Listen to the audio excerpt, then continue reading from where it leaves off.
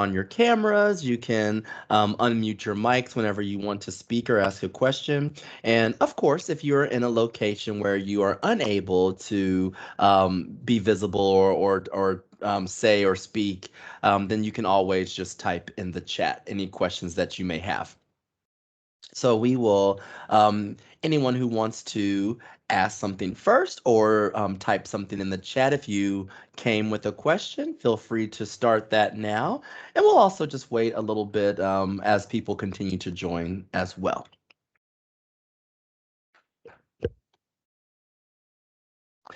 And so during this time, it really is a time that's it's an open conversation. So any type of question that you may have, whether it be things that involve teaching strategies, working with different types of levels of language speakers, maybe working with children versus adults, planning lessons, anything like that.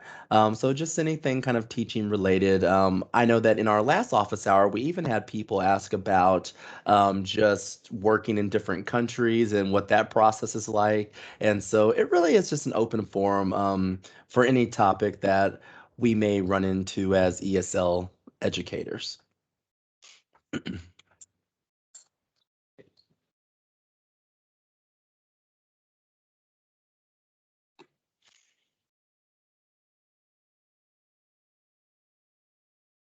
Right.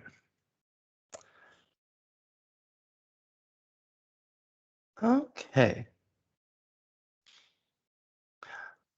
Well, if no one has a question to start, um, I'll start with just discussing something interesting that happened, and I know it's a question that I've gotten in the past. And so some people have asked in the past,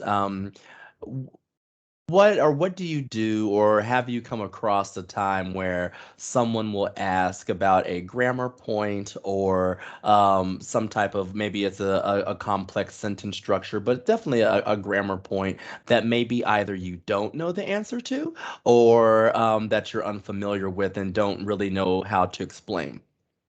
And so that is something that definitely happens. And even though this example is not exactly that, it's very close. So this past Monday, if any of you were in our Monday class, it was covering third conditionals, which is a little bit of a tricky topic. And not that we don't often use the third conditional or know how to use it.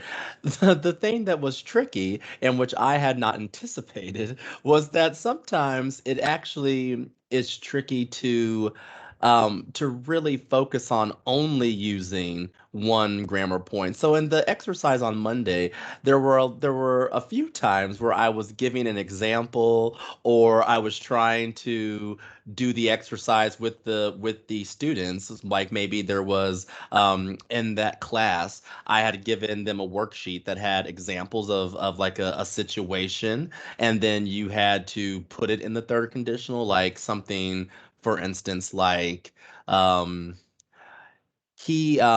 Brian didn't study for his test. He failed.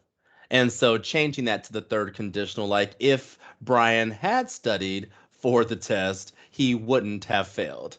And so, but when you think about using the examples or coming up with examples, I was having a really hard time actually putting some of those sentences into the third conditional, or not doing a mixed conditional sentence, or not saying something that was another type of structure, to really stay within what we were learning. And so that's just an example of something that you can run into, and it's something that I definitely ran into on Monday. And so, one thing that we can do as teachers, and one thing that we're always doing, I think, is just learning from ourselves and learning how we can improve and what we can do better. And so I kind of thought, looking back on that lesson and things that I could have done better, I definitely could have prepared a little bit better on having some more examples that I already had thought of so I already had sort of some go-to examples. Also with the worksheet, one thing that I could have done was actually just complete the worksheet myself, or write out the answers that I knew so I would already know what the answers would be, I was thinking in my head, oh, I can just put this sentence in the third conditional very easily. And that was not the case. And so just little things like that. And I'd be interested to know if anyone else, because I know some of you maybe are just starting your practicums, some of you may have already done a little bit of tutoring before.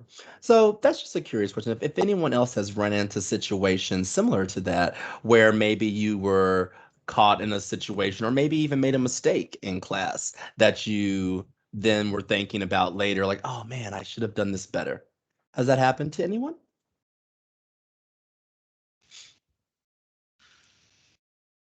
While waiting for their response, let me share one thing with you. Hmm. So yesterday I observed a teacher's class, and the material the teacher prepared was too simple for the students, and it did not have enough materials to teach. So it was awkward because then he had about 15 minutes left without knowing what to do about it. And also, the transition was not very smooth. So my question for you is, how do you change gear? Because suddenly you didn't know what to do. How do you like come up with something and then make it smooth? And because even students can know that you don't have anything to teach for the Yeah. next 15 minutes, and you don't have any questions, and then you are just it's awkward. So I Hmm. think it happened a lot to new teachers. They didn't know that their materials they didn't prepare enough materials. Yeah. Yeah, yeah. Um, that's a very good question. And I think the rule of thumb that I really tried to do when I was first starting was I always tried to over prepare. And I know that even as a new teacher, if your goal is to over prepare, sometimes you might still fall short just due to inexperience or just due to not knowing exactly, not being able to really figure out how to appropriately time our lessons. And the ITA does a good job of when we're doing our lesson plans in school, to try to let us know that, oh, this activity would probably take longer, or I don't think this activity would take as long as you're saying. You have intermediate students, and this activity probably won't take 20 minutes. At least I know that the teacher, my main teacher, did that for me on my assignments, but I always try to over prepare. And so just having even more, if you plan to, let's say you plan to maybe do three activities and you've done your lesson plan where you have, okay, I'm going to do this activity. It's a 40-minute class. I'm going to do this activity for the first 15. I'm going to do this next one for 15, and then I'm going to finish with this 10-minute activity. Um, Even just preparing one extra that you don't put on your lesson plan, or if you do put it on your lesson plan, you kind of note it down below for yourself that it's just an extra activity. Having that as sort of a go-to is a good thing, that so that you can at least stay on topic and have another activity potentially to do, especially as a new teacher. I think another thing that you could also do to prepare ahead of time for some things is just to think of some games. Games that you can easily, that don't require you to bring a lot of materials. And so I know that one game that for our students that we teach through MCC, I know that one game that Luke said that the kids really like is sort of kind of guessing a word, where you tell them how many letters are in the word, and then they have to guess what it is or try to figure out what it is. Sort of like a hangman situation without actually drawing the hangman board. So having games or activities like that, even if you don't plan to use them in class, but having sort of two or three maybe in your head that you could easily go to because those types of games are easily adaptable to a lesson that you're teaching. And so, if you're teaching anything with vocabulary, you could always do some type of vocab game. You could always do if it's some type of grammar point that you're doing, I try to come up with a way that I can do some type of conversation or some type of almost like a Q&A, but a very structured Q&A where you might have some questions that you would ask the students to have them respond. Because I think one of the best time fillers, especially for beginner or intermediate students, is to start conversations or to try to have them create or come up with sentences on their own where because that takes time to think as well. So when you do an activity like that, you end up using up a lot of time because the student has to think about your question, think about a response. Then if they say the wrong thing, you take time to correct them, have them re-say the response. And so those types of activities can usually take up some time at the end. Um, Transitioning, that's an interesting one. Um, I guess hmm. I suppose try to transition as naturally as possible. I do try to think about in my lesson plan just a natural progression of how activities will go. So I think a lot of my transitioning I kind of set up to transition that way just in just by the lesson plan. So if you're following some type of if you're following the PPP method and you have something like a warm up where you do something that kind of starts to form their thought processes on what we're learning for the day, and then you kind of move into a presentation, then you have them practice. These are ways that just kind of naturally transition from one activity to another. Um, and so those are some things that I would do because it is difficult as a new teacher because the timing, I even to this day, I struggle a little bit with timing. Here recently, I've started having the opposite problem where activities are taking a lot longer than I originally anticipated. And that's a better problem to have, in my opinion, because I can always just teach the rest of it the next class, and that saves me time on planning the next class. But that's something that's been happening more often to me now. But in the beginning, I was definitely more on the, oh, I need to stretch this, like this is going too fast. And so those are some tips that I think to help you prepare a little bit better, or at least have those plan Bs to if you end up cutting too short. Thank you. Yeah, I think you need to have some time fillers like activities or games to go with what you just teach, and Mhm. otherwise you will have this awkward moment. You ask random questions, like you say, without any structures, just to fill up the time left. Yeah. Yeah, and if you come up with some of those things ahead of time, that's like if you do a little bit of research as a new teacher, look out there with different online and there's a lot of different resources that you can go to just by typing like ESL activities for past tense, ESL fun EXL activities for kids. You can type these things into a search engine and get a lot of ideas about games and things that you could play, and many of the games or activities really are adaptable to different lessons. And so if you just have some of those in your repertoire that you can kind of pull down in that moment of, oh no, I'm really bad. My timing was bad today. I need to do something.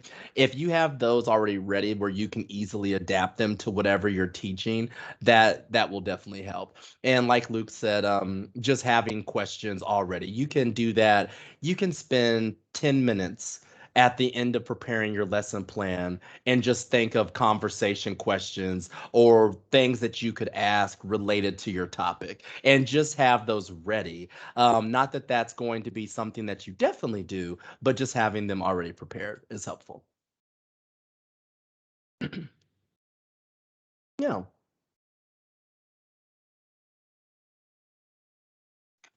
Let's see.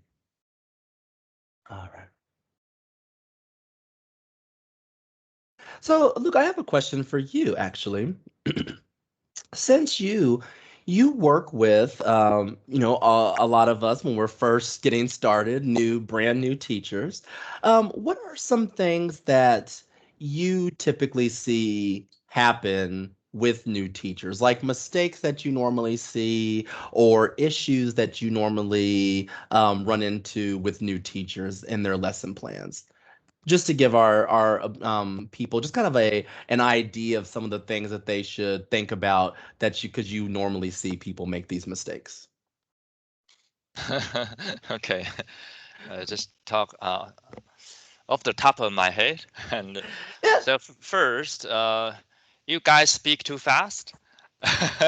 So last summer, we had a like a camp together, and I worked with several new teachers like you for your practicum, and everybody just talk so fast because they were nervous. And yeah, if you talk like a native speaker, the normal speed, students just give up. They gave up. So I have to remind them to slow down because you don't want intimidate them, and they just lost their attention because it's impossible for them to catch anything. That's number one. So always have to pause and ask if you understand what I said. Maybe ask a couple of simple questions because some Asian students they are just too polite. They will say, in order not to offend you, make you upset. So yes, yes, yes. In fact, they didn't understand. So you have to have a simple question for them to know how much they understand.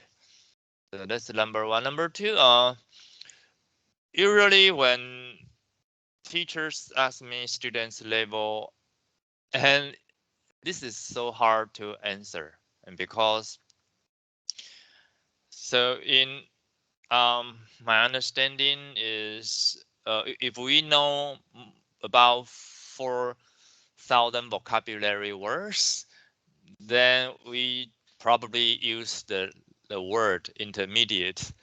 And within 1,000 vocabulary words, we say basic. So our goal for junior high students before they graduate from junior high is to have them have like 1,200 words that are commonly used in everyday life.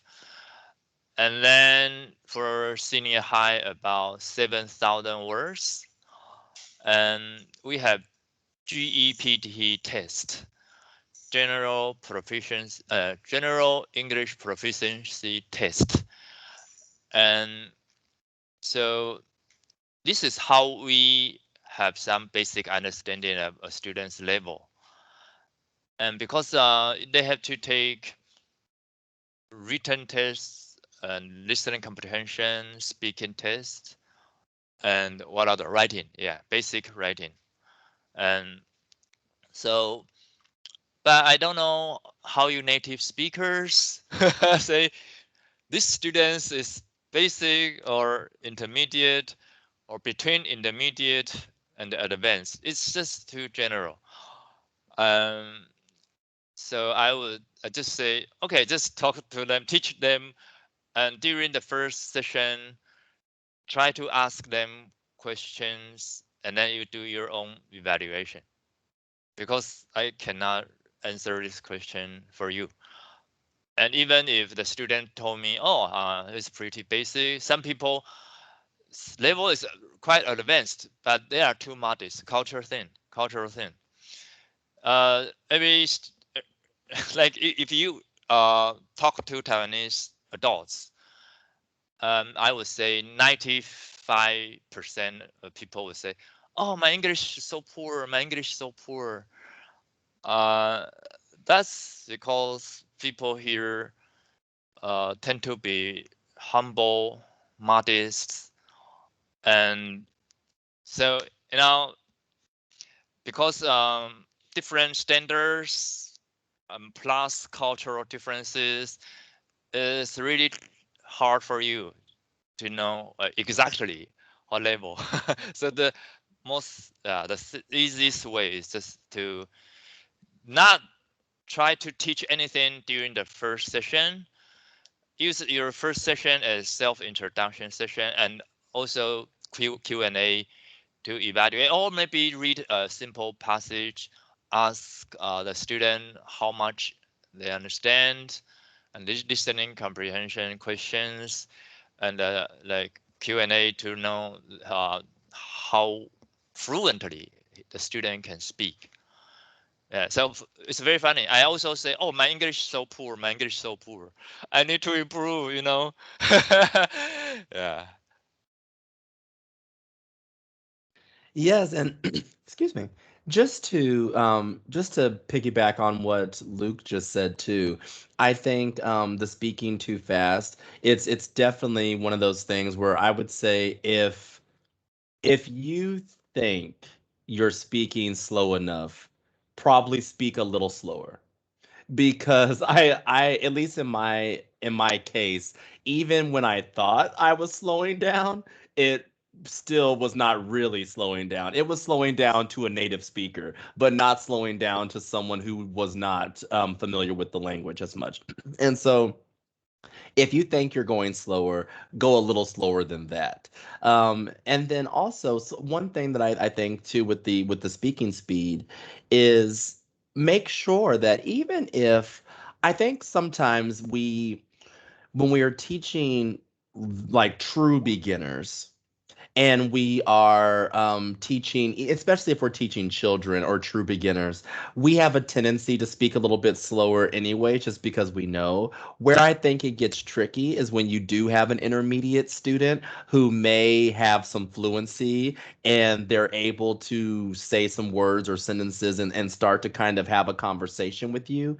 There's a tendency to speed up because, they know, so they can say words. Let's speed. We can talk a little bit faster, but we need to make sure that even if we use our sentences and the words within a sentence at a fairly normal rate, maybe a little slower than normal speech, we still need to make sure to put pauses. And so in between the sentences, or if you're doing a complex sentence like where you would normally put a comma, making sure to really pause at those moments because that gives your student time to catch up. So they're still doing a lot of translating in their head, and sometimes it's not that they can't understand you or they don't know what you're saying. They just need a little more time to do the translation and to stay with you. And if you go too fast between sentences, they don't have enough time to do the translations they need to do in their head. And so that's definitely one thing I've found with that. Yeah. And since Susan, my colleague Susan, is on this call, she always reminds me to make students feel more comfortable. If you have a long pause, you are waiting for the student to respond, and it's too long, the students will lose his or her confidence. You need to give this student a little bit help. Like, oh, let me give you another example, or let me start a sentence like for you, and then you can just fill up the blank. Yeah, just make it easier. Otherwise, next time they will be scared, and if you call on their names, they will they have too much pressure. Yeah, so this is what Susan always asks native speaker to do for students. Um, and also, yeah, just pause, evaluate, reevaluate your situation. Yeah, and so I saw. Okay, last week we talked about how to discipline students. So Quentin, do you have any ideas? Do you want to Yeah, and I go think that first? this one, Luke, I think that you were going to give some pointers on this because I think in this case they're speaking about In, co-teachers who are in the in person, classroom. yeah. Yeah, and that is something that I haven't had the opportunity to do yet. So I'm hoping to, but yeah. Yeah, I mean, this is a big headache for all teachers, not just ESL teachers, because uh, if students keep talking very loudly, it's just impossible for you to teach anything. So um, I saw a lot of teachers lose temper, yelling at the students, and this make it impossible for other students to learn anything. Because if you lose your temper, and other students get scared, and the mischievous students they don't care. Yeah, so it's very hard. And fortunately, at school, you have your principals, or we have a director of student affairs who is responsible for this problem. Uh, it's just out of control, getting out of control. You can ask for your colleagues, like director of student affairs, uh, for help, or counselors. Yeah, we have guidance counselor that can help you deal with this problem. And also, I think you have to talk to the students in private, like try to have some deal with them. So if you like do this, no, I will give you this, and if you do this, I'll take away your privilege. That like parenting. Yeah, because at the end of the day, it's all about like compromise, right? So if you can help my class going well, then I'm willing to give you additional help, or that you have some privilege. But if you just don't keep your words, then I may have to take away your privileges. I may have to call the director of student affairs. I may have to talk to the principal about your problem, and the principal or the director of student affairs will call your parents. Yeah, and sometimes you can help but get upset, angry. If you teach in an in-person environment because it's so hard. And now students they get distracted all the time, especially after the invention of smartphones. And so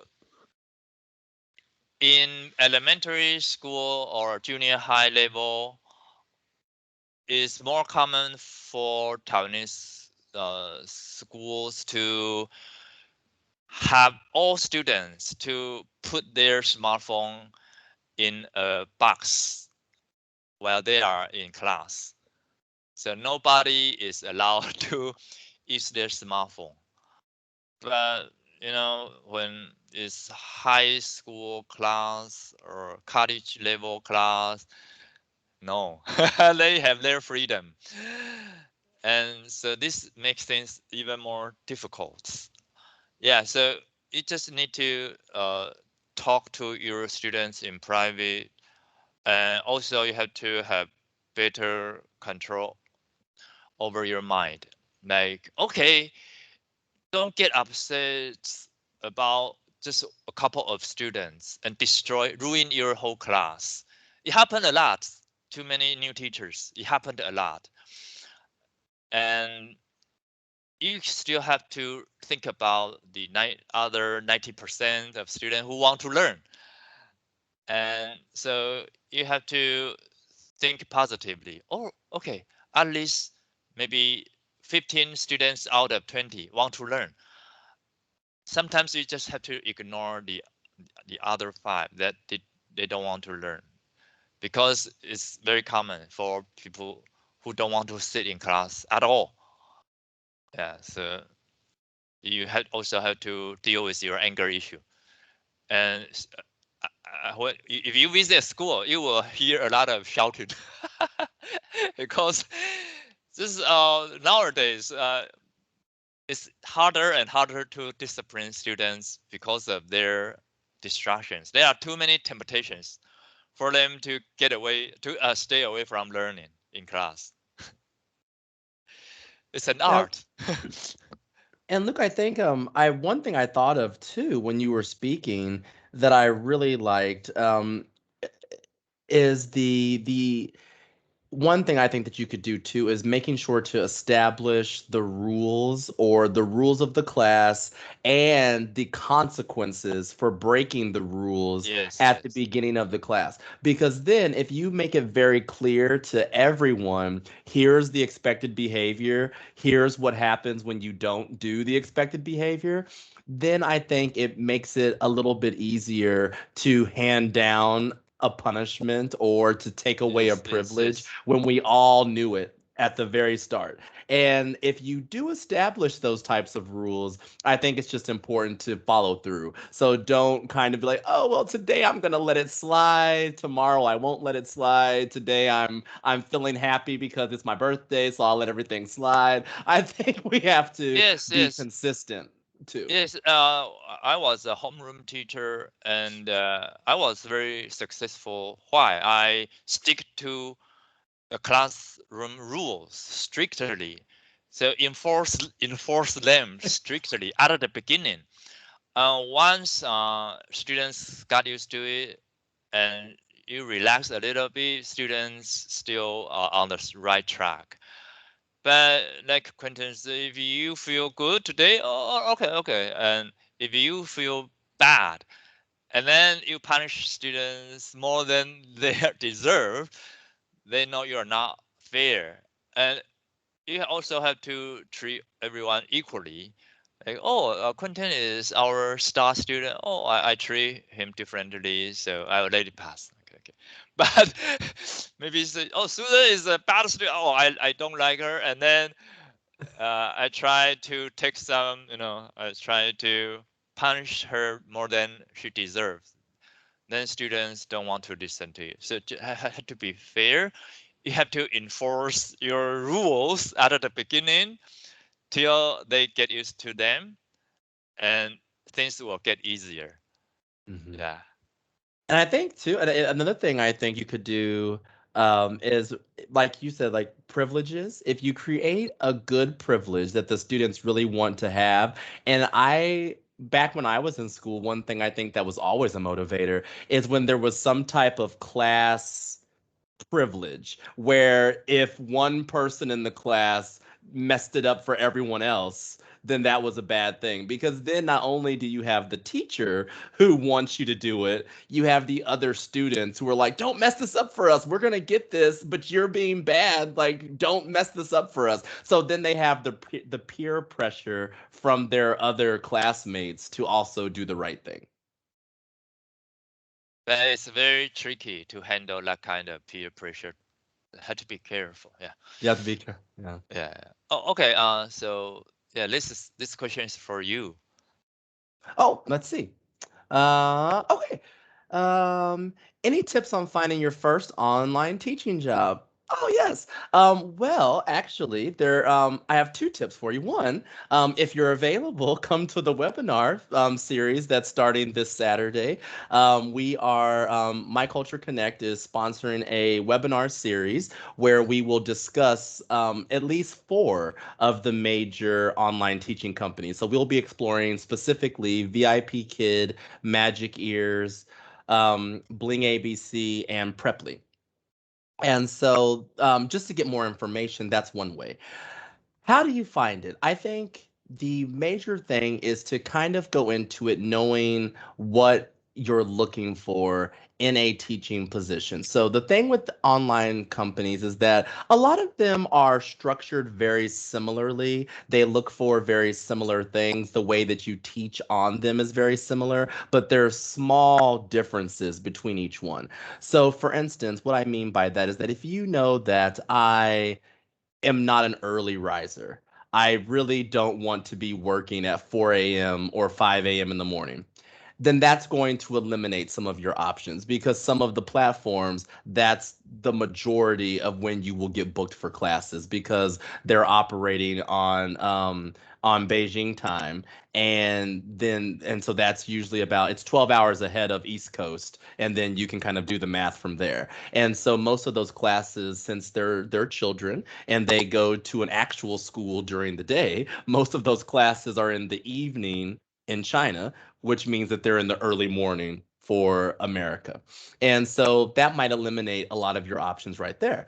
Also, knowing if you want curriculum provided to you or you like the freedom of creating your own lesson plans, that will limit some things down. And then lastly, I would say really think about how you like to teach. Some of the platforms are going to be where it's 1 on 4. In the case of Bling APC, it could be 1 on even 20. Um, and then some of them are just 1 on 1, where you're just in kind of a almost a tutoring environment, but they provide a lesson for you. So knowing what kind of style you want from there. And then the teaching, what to really go into. Once you pick what you're looking for and you find a school that you're interested in that meets those criteria, then I would say the biggest tip is to make sure that you have the appropriate hardware and setup. So that's going to be headset, lighting. Make sure that you have a background that you can use. So these are all things that all of the companies online, except for maybe a Preply, but most of them are all going to require. So make sure that you have those things really set up for you. And then also make sure that you invest in just a few props. Props do not have to be expensive. I got this whiteboard from the Dollar Tree. So it was, I think, $2, not $1, but that's very inexpensive. I have some of these just like basic vocabulary note cards that I use a lot for. And I think these were about $20 on Amazon. So this is probably the most expensive thing that I have bought as far as props and materials go. But just having a few of those, I have toys. And so all of them are looking for things like this that you would have. And so having those for your interview and when you start the process would be a good tip to getting hired for sure. But I will put some information because for those of you who are interested in teaching for any of the major online companies, then I will drop some information in our chat now. And so feel free to join us. These are going to be every Saturday in August from at 10 a.m. Central Time, so 11 a.m. Eastern is when these will be happening. So I will just right now, I'll put some information in our chat and feel free to join. The links to join the webinar are in the observation schedule. So the observation schedule that you all access these links for the office hour that Luke puts out, the link for the webinar is also there.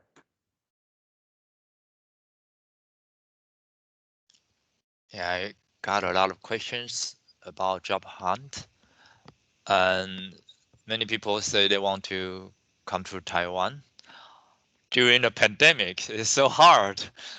Uh, so let me talk about the process a little bit. Usually, in the past, so it's easy to get into Taiwan if you use your American passport. So you come here, you can stay here for 3 months, uh, like tourist visa. And while during your stay here, you just talk to some companies they are hiring. You get into a job interview. If they want to hire you, they will start the application process. They will apply for the Bureau of Immigration, and after it's done, you get a work permit.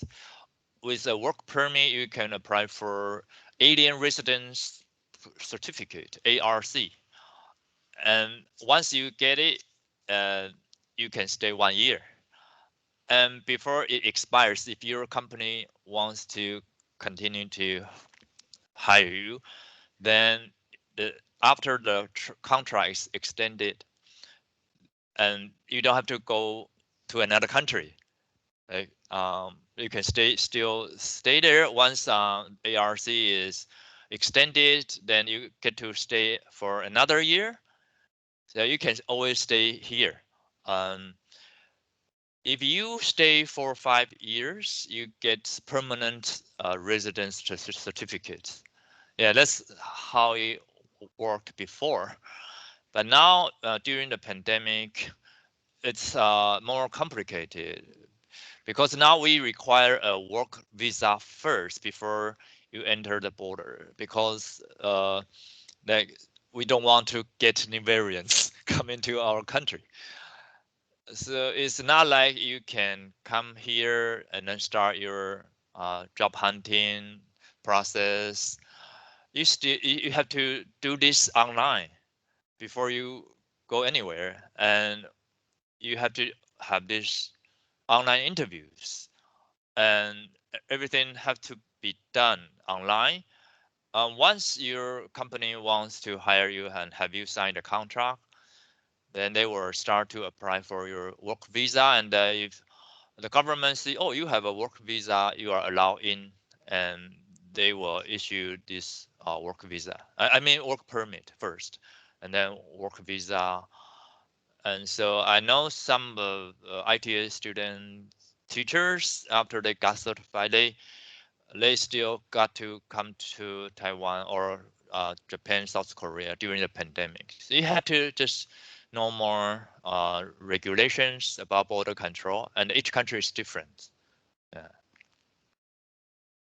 Yeah, and there's you can also look for, because I know you said Taiwan was 3 months. There are very few, but there are countries that also have 6 months. So not that but Canada and Mexico both have 6 month tourist visas for Americans. Also Peru and India. And so these are just a few select places that I know off the top of my head that will allow you 6 months. Of course, like Luke said, with the pandemic and the variants now, you have to really check whether you're even allowed to enter the country on a tourist visa. So that's something to think about. But there are a few where you get even longer. So I currently live in Mexico, and I teach solely online. And that's what I do. I stay for 6 months, and then I do a border run, and I leave the country usually to visit family back in the US for a weekend or a week or something, and then I come back to Mexico and stay for another 6 months. Yeah, I think Quentin, you should do some research, not just online teaching, but in-person teaching. So, like, if you want to travel overseas, what should you prepare for your adventure? And I think this is something that many people are interested in. And so I think I got a question for me. There are Hmm. certain types of schools to look for when applying to Taiwan. So our government has a new policy in 2030. Our government's hope is to make school subjects teaching bilingual, not bilingual, but uh, like all school teachers should be able to use some English keywords in their classroom. So if you teach math, yeah, at least you when you are teaching algebra, you have to like also write down some English words on the blackboard. So in the future, if students see this, oh, okay, at least I know what they are. And if you teach earth science, you also have to include some English keywords in your classroom. So now we are training teachers to be able to also know terminology in their field. And starting this year, we are recruiting more native speakers to teach English in Taiwan because we hope to be bilingual as soon as possible. It's a big challenge, and I don't think they will achieve this goal. But at least they are heading for this direction. I don't know how long it will take, and so this year we have the Ministry of Education has a new program. They are recruiting more English teachers, and so if you want to work for a public school, and if you have a teacher certificate issued by your state government, then it pays well. But if you don't have a teacher certificate, you can still easily get a teaching assistant job. It just doesn't pay as well, but they will try to help you during your first year to get qualified while in Taiwan. And so the next year you will become a fully qualified teacher. You get paid as well as those who have teacher certificate back in the United States. Or because I think people who participate in tonight's lesson should be American or Canadian, or your provincial government or your state government in the United States. So yes, provincial, yeah. So uh, that's for public schools, but you can easily get a teaching job at a private language school, or in Taiwan we say 补习班. Yeah, that is language institutions that allow students to go to after school. So they have their classes in the evenings. And I think Quentin knows this as well, because students in Asia, especially East Asia, like Japan, South Korea, Taiwan, China, they put so much emphasis on academic performance. So this is a major market because the parents here all want their children to speak English well, and they want to invest a lot of money in children's education. And so it's so easy to get a teaching job at a private language school, either in Japan, South Korea, Taiwan, or China. And yeah, it depends on what culture you like. So if you like Korean culture, it's a good idea to know more about the language schools in South Korea. If you like Taiwanese culture, I think I can give you more information. And but I'm hoping that Quentin can write do some research, and have some information on this aspect, and then Yeah. it will make my job easier because I will answer the same question over and over again. Yeah.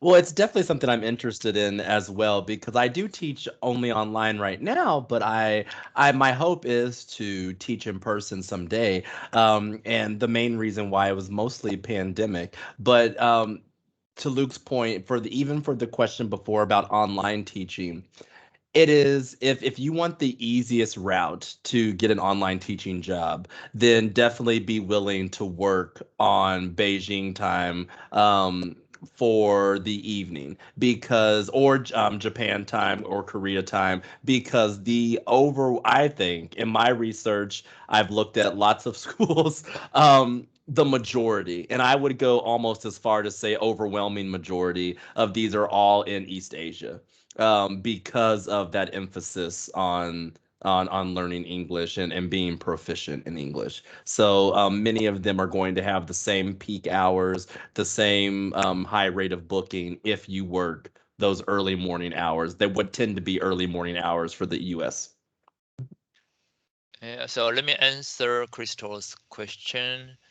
Yeah, I know an ITA student teacher already signed a contract will come this winter. So this winter is a good time because we are trying very hard to contain the spread the coronavirus, and I think we've been doing a good job. We so yesterday I think the cases number is 20. 2 days ago is 12, and 3 days ago is 15. So yeah, and with more vaccines, I think we will even do better.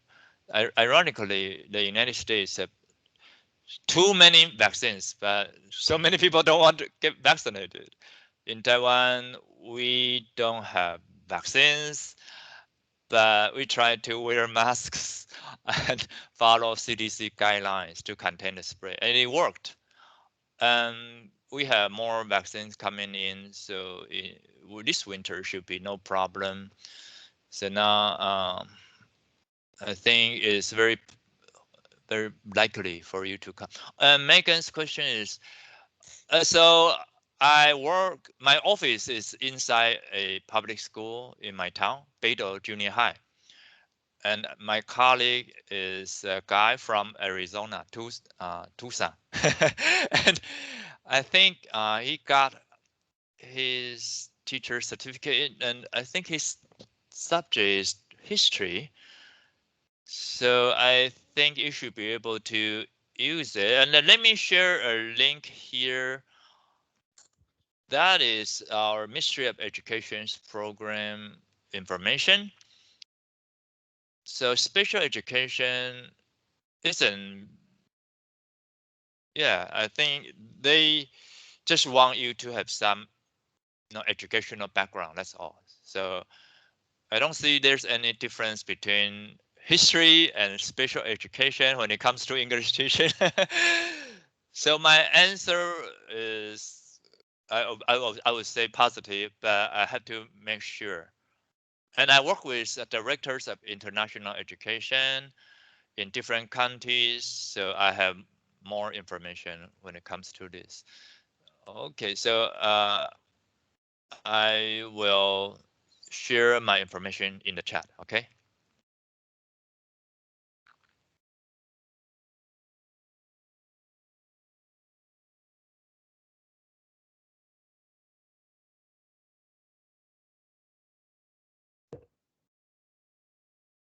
Yeah, Quentin, you can take over. Oh yeah. I'm trying to find the link. Oh yeah, no worries. Yeah, well, these have been good questions tonight. And it sounds like a lot of people in this chat are really interested in teaching in person and living abroad, which I think is amazing. Yeah, the process for the living abroad, it definitely the coronavirus has made things a little bit more difficult in that arena, and I think some places that because I've started to research myself of where to go and where I could possibly teach. And so it is always a game of I like teaching online because of the flexibility and the fact that you can move around if you're into sort of moving from place to place. But teaching in an actual institution and okay, teaching in an actual institution and teaching in person, you do get some of the benefits of having usually the same students, having that classroom environment, work visas, and things of that nature. And most certainly, it's probably I guess a more secure route, I would say, of staying in the country. I know that for me personally, it was a little bit strange at first when I was like, "Oh, I'm going to go there, but I have to leave every so often." But at least for Mexico, since it's 6 months, that's not so bad. I can go visit family or go to another place, like maybe even Central America, because those are often cheap flights to go to Guatemala or Costa Rica or places like that for me. But definitely in a place where it's only 3 months, that's 3 months seems like a long time, but once you settle into a place and you get to kind of working and you start to get the rhythm of a place and then you go to somewhere else, sometimes that can be difficult. So I think it's definitely something that you have to kind of think about what your overall goals are. If you want the flexibility to travel to different countries, if you want to really settle into one place and sort of make a home in that one spot. Right now, I'm kind of more on the I think more on the nomadish sort of lifestyle of setting up for a little while in each place and checking someplace new out. So online probably works for me a little bit more right now. But again, it all depends on what you're looking for and the type of career that you want to have with this. So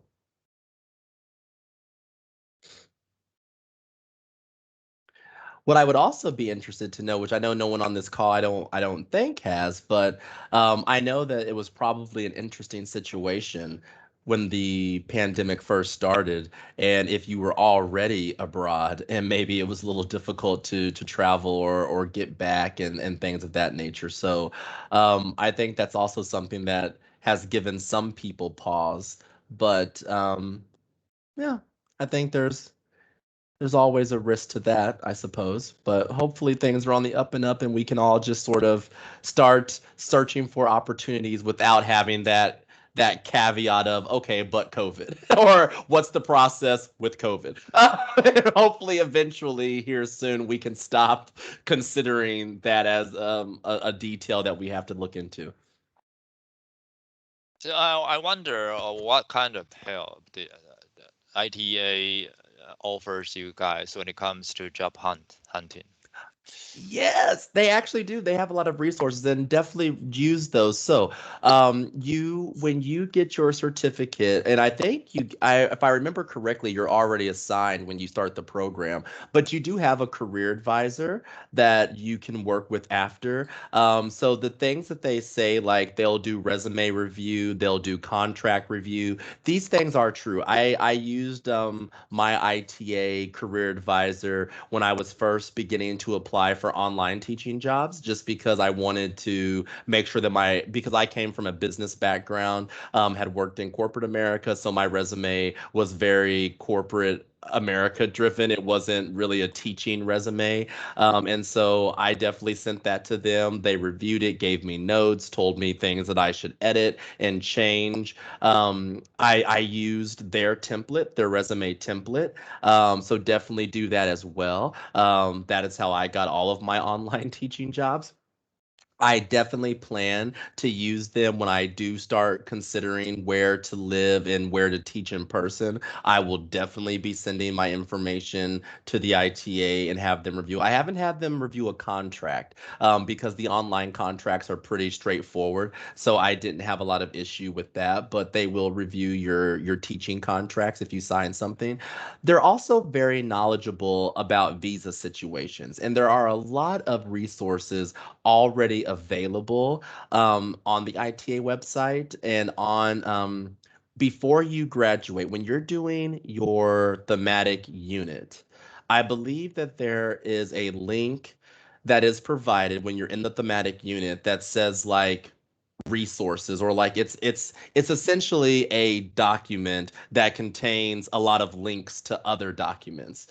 In those, they have country guides, they have preferred schools, and so these are excellent places to look. And most of these, when they have those lists, they'll contain the link to the school's website. It'll contain a contact to reach out to. Now, granted, some of those might be stale if it's been a while since they updated it, but they at least have preferred schools in a lot of different countries that they're already familiar with, they have a relationship with, they know that they are actually legit true schools and not just random places that maybe you shouldn't try to go work for. And so that's a good place to start on your hunt. And on that resource, it also tells you what the visa process is like, and if that particular company will sponsor your work visa, or if they won't. And actually, I just recently, because I've been looking into this, I just recently looked at the let me just give you a link, because I have a link that you can use to, at least for one of the major resources that I've used. Um, so this, I'm going to put it in the chat now.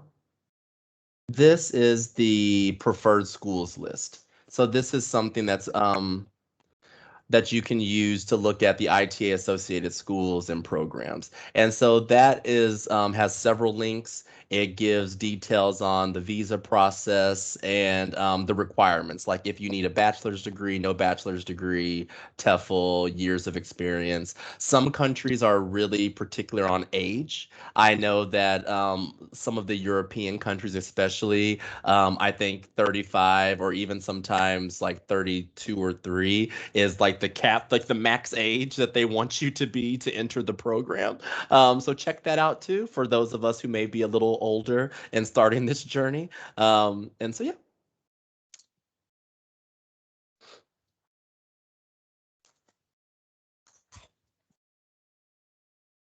Yeah, so include what you say in the information you will work on. I definitely will do. Yeah, that's I'm going to look into that and really start researching it a little bit more. But as Luke said, it really is country to country. It's one of those things that it's hard to put a blanket statement on what to do because it really is each and every country is going to have some type of different requirements. So you really have to narrow down your search of where you're going and then figure out what the particular regulations are for that country specifically. So